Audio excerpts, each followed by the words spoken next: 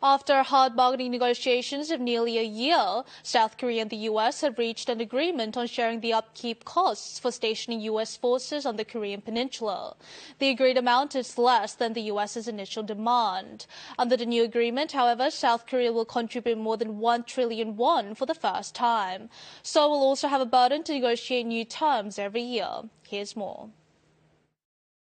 South Korea inked an agreement with the U.S. to pay 1.039 trillion won as its share for stationing U.S. forces on the Korean Peninsula. It's an 8.2% increase from last year's contribution in proportion to a rise in the nation's defense budget for 2019. As a result, South Korea will pay over 1 trillion won for the first time to keep U.S. forces in the country. However, the amount is 90 billion won less than what the U.S. initially sought. The U.S. withdrew its original plan to have South Korea pay for the cost of deploying strategic assets to the peninsula. We were able to close the gap on the total amount, the number, and that, I think, very much due to the goodwill and the trust that.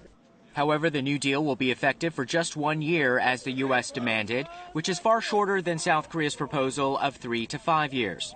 It is said that the two allies have reached the compromise to prevent the defense cost-sharing talks from putting a strain on their relations, with the second North Korea-U.S. summit slated for later this month.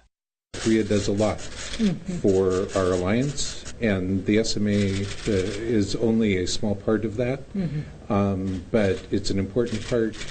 However, the two allies will have to launch new military cost-sharing negotiations as early as in the first half of this year.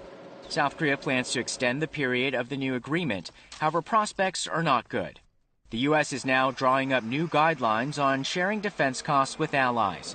Observers say that it's highly likely that South Korea will be the first country to be affected by the new policies.